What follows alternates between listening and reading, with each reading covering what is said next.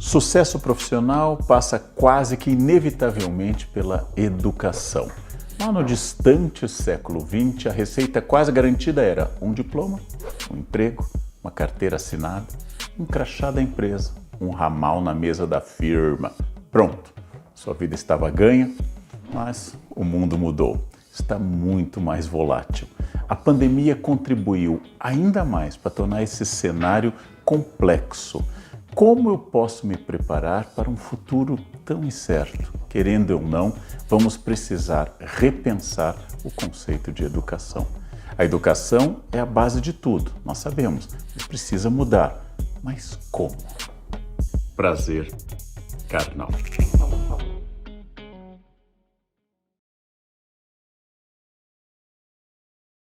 Vamos começar lembrando quais são os modelos que inspiraram as escolas e as formas de educação no passado. Comecemos na Grécia.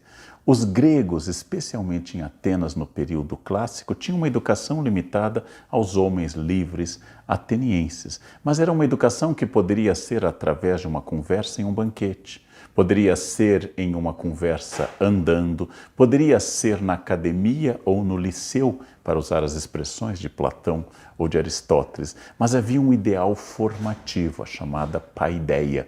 A paideia era o ideal de formar integralmente um homem através de conversas para que ele se preparasse para a vida na polis, para a vida política, para a vida como cidadão.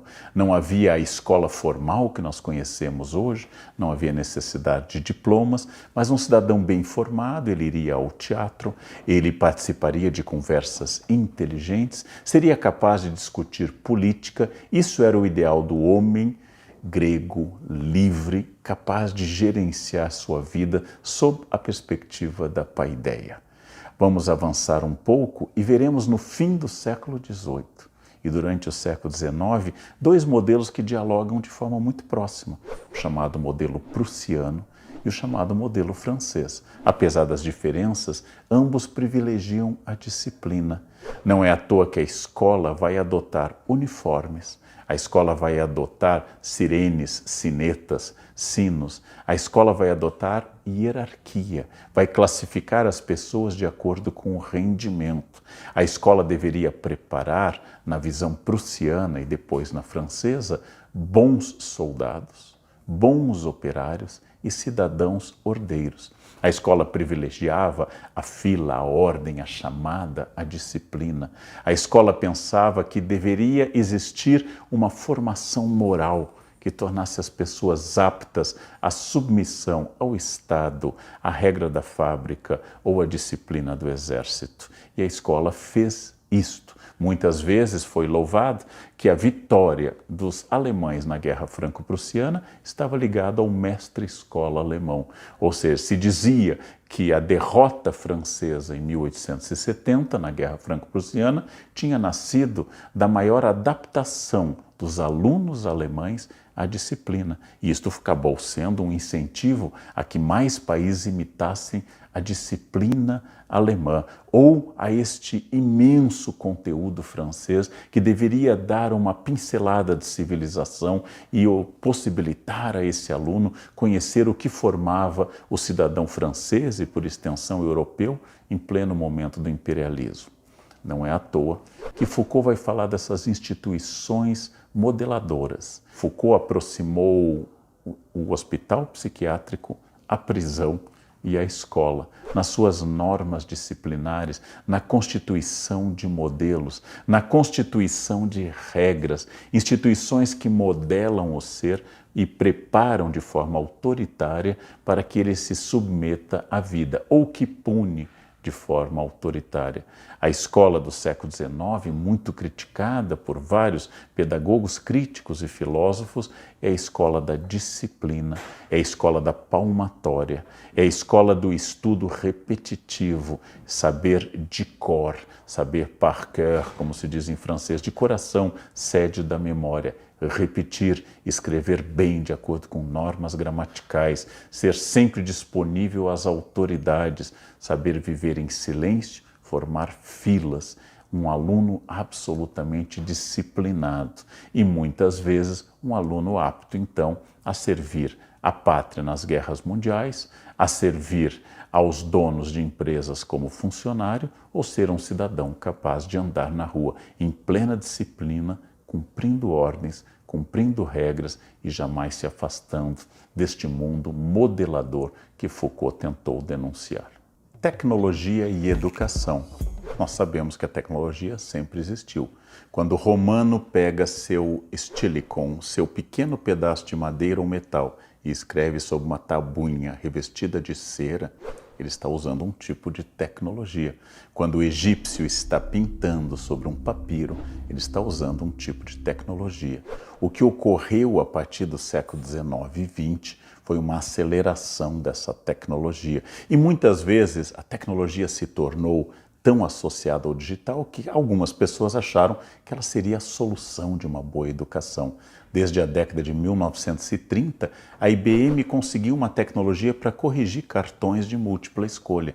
Nada melhor para uma correção exata, imparcial e que fosse a mais rápida possível do que uma máquina lendo cartões e mostrando se o aluno assinalou a alternativa correta. Um relatório recente do Fórum Econômico Mundial aponta em um caminho que eu compartilho bastante.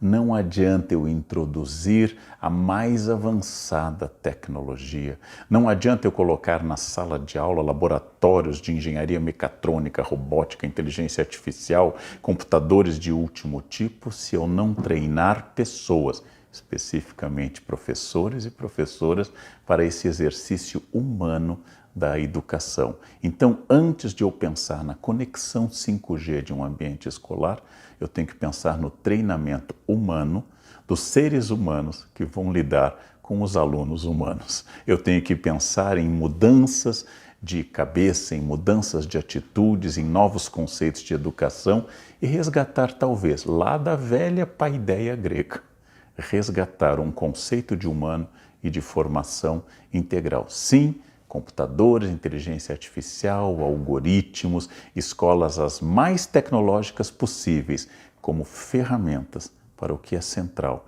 a ação de seres humanos, professores e alunos interagindo para mudar cabeças, abri-las para curiosidade, abri-las para indagação, abri-las para o pensamento crítico e não apenas adaptá-las ao mundo digital. O modelo de educação antigo, em parte aquele que me formou, era um modelo voltado para o passado. O que significa isso? Era um modelo em que o bom aluno era aquele que identificasse o conteúdo, por exemplo, de grandes romances escritos no passado. Assim, eu fui um bom aluno porque eu li o Ateneu de Raul Pompeia, eu li Dom Casmurro de Machado de Assis, eu li Guimarães Rosa e podia colocar na prova o que esses grandes autores geniais tinham feito e eu era capaz de reproduzir.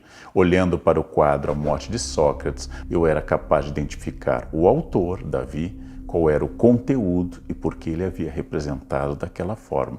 Isso não é ruim, mas era um mundo voltado à reprodução do passado. Este problema fica ainda mais grave porque no mundo contemporâneo a tecnologia muda muito rapidamente.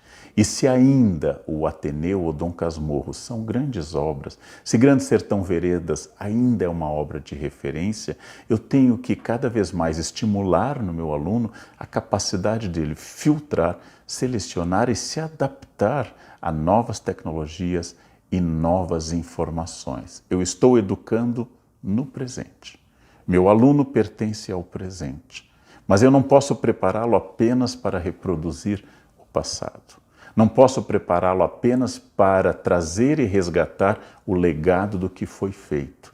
Eu tenho que prepará-lo para um futuro onde um novo legado está sendo construído e a adaptação tem que ser mais ágil e mais veloz. Este aluno é um aluno pronto para o futuro, future ready, ou seja, ele é pronto para esse futuro. Ele sabe selecionar, sabe crescer, sabe quais informações devem ser mantidas e quais vão se tornando necessariamente datadas. Então eu não renego o que foi feito, não renego o passado, não renego o grande legado cultural e humanista que foi a base da educação do passado, mas eu estimulo que este aluno, além desse legado, Se prepare para o futuro. Esteja pronto para o futuro, para novas formas de comunicação, que ele seja tão ágil em interpretar grandes poemas épicos quanto os Lusíadas, como saber em que forma a comunicação simples e sintética do Twitter possa ser adaptada aos seus objetivos de comunicação. Não apenas um aluno capaz de redigir maravilhosas redações e longas, com orações coordenadas e subordinadas, mas igualmente um aluno que saiba que a mensagem no grupo de WhatsApp tem que ser mais direta e associada a imagens. Eu preparo a partir do passado um aluno pronto para o futuro. Bem, nós falamos de educação formal na escola, mas este mundo não é mais o mundo da educação na escola, é também o mundo da educação corporativa, permanente, da habilidade de eu me adaptar, crescer e desenvolver dentro de um ambiente corporativo. Nós falamos hoje do conceito de upskilling, ou seja, eu vou desenvolver aquilo que eu já sei de forma cada vez mais intensa. Eu vou pegar a minha área de conhecimento e ler mais, assistir a palestras, vou ler livros, vou participar de seminários e debates, e aí eu vou conseguir ser melhor naquilo que eu já sei. Mas isso não é mais suficiente. Eu preciso desse reskilling, ou seja, eu vou também aprender sobre outras áreas. Eu vou me desenvolver em outros conceitos que são similares aos meus, e não apenas o crescimento dentro da minha área, mas também o domínio de outras áreas, para que eu ganhe uma base cada vez maior, me torne cada vez mais sólido, para eu poder fazer essa adaptação permanente de conhecimentos, essa necessidade de reinvenção quase constante dentro do mundo corporativo contemporâneo. Se eu conseguir ser feliz na minha exposição, você entendeu que eu não estou falando apenas de educação sentado em uma carteira escolar, fazendo provas, visando ao terminar o ensino fundamental, o ensino médio, o ensino superior ou após. Eu estou falando de um ser humano que desde o início do processo de alfabetização até o fim da sua existência, continue aprendendo. Então, se você fez o ensino médio fundamental, você fez sua graduação e até após, você cumpriu etapas formais que ajudaram na sua questão com o conhecimento e o desenvolvimento pessoal. Mas agora que você está formado, graduado e pós-graduado, você chegou a um patamar que lhe permite seguir adiante e continuar estudando a vida inteira. Não é mais a pessoa com diploma que é vitoriosa e garantida. Não é mais o modelo de você ser contratado e estável. O modelo cada vez mais é da sua capacidade de continuar aprendendo, de você aceitar o desafio de ser curador de si, você aceitar o protagonismo diante do conhecimento e a todo instante perguntar: o que eu já sei que eu posso melhorar? O que eu ainda não sei que eu possa aprender? Que novas chances e experiências eu posso ter para que eu dê saltos ainda maiores, ainda mais significativos, fazendo dessa autoelaboração um objetivo de vida. Nunca dizendo eu sei, mas eu estou sabendo, eu estou aprendendo. Nunca dizendo eu me formei, mas eu continuo me formando constantemente, abandonando aquele modelo clássico e antigo de pessoa com diploma formada e adotando o modelo de alguém que se aperfeiçoa constantemente a cada rodada para continuar sendo indispensável em família e também no seu emprego, na corporação, dentro do ambiente em que você trabalha. Esse é o desafio do mundo contemporâneo. Foi um prazer.